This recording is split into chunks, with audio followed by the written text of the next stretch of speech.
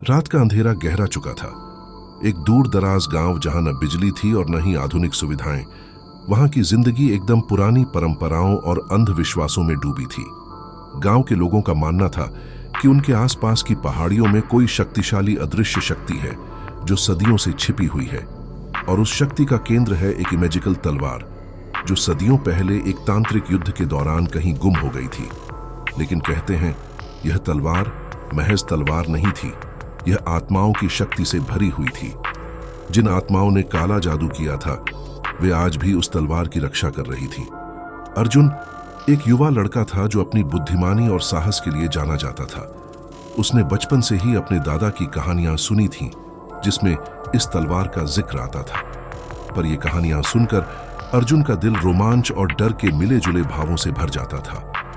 एक दिन गांव के बाहर एक अजनबी साधु आया और अर्जुन को बताया कि वह उसी तलवार की खोज में है।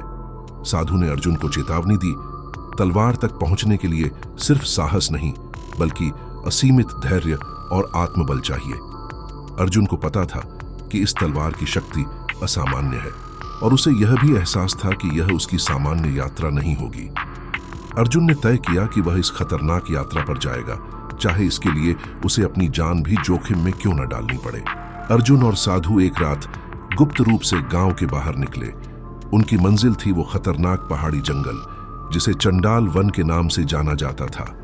इस जंगल के बारे में कहा जाता था कि यहाँ आत्माओं का वास है, वो भी चंडाल आत्माएं जो इंसानों की जान ले सकती हैं। जैसे ही अर्जुन जंगल में कदम रखता है उसे हर दिशा से रहस्यमय आवाजें सुनाई देती हैं, जैसे कि कोई उसे देख रहा हो। साधु ने अर्जुन को शांत रहने के लिए कहा, लेकिन अर्जुन के दिल की धड़कनें तेज हो गई थी। जंगल में चलते चलते अचानक एक जोरदार आवाज आई, पेड़ हिलने लगे और ठंडी हवा चलने लगी।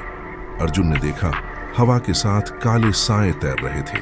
ये वही चंडाल आत्माएं थीं जिनके बारे में वह सुन चुका था। ये आत्माएं सिर्फ दिखने में नहीं थीं, वे उसके करीब आ रही थीं। उनमें से एक ने अर्जुन की ओर इशारा किया और कहा, तुम इस जंगल में क्यों आए हो? यहां से निकल जाओ वरना तुम्हारी आत्मा यहीं कैद हो जाएगी।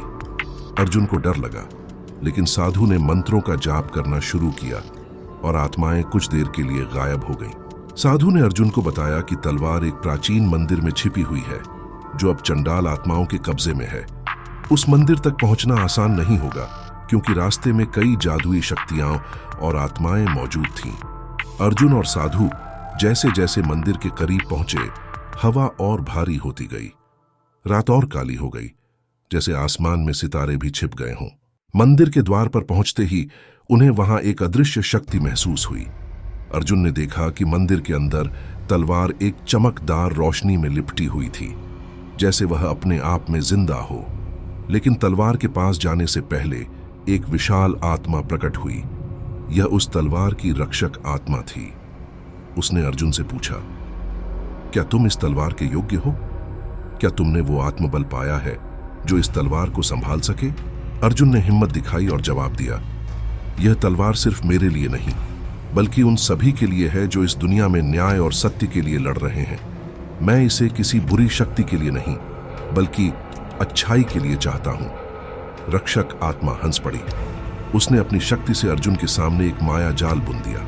अर्जुन को अब अपनी बुद्धि और धैर्य से इस जाल को पार करना था। चारों तरफ से चंडाल आत्माएं उस पर हमला करने लगीं। उनकी चीखें और जादुई हमले उसे कमजोर बना रहे थे, लेकिन अर्जुन ने साधु द्वारा सिखाए गए मंत्रों का जाप किया। जैसे ही उसने मंत्रों का सही उच्चारण किया, आत्माएं पीछे हटने लगीं और माया जाल टूट गया। अर्जुन ने अंततः तलवार को हाथ में थामा और एक जबरदस्त शक्ति ने उसे घेर लिया। तलवार की जादुई ऊर्जा उसके शरीर में समा गई। अब वह न सिर्फ एक साधारण इंसान था बल्कि एक ऐसा योद्धा बन गया था जिसके पास अद्वितीय शक्तियां थीं। अर्जुन ने साधु का धन्यवाद किया और गांव लौट आया। अब वह मैजिकल तलवार के साथ गांव की रक्षा करने के लिए तैयार था।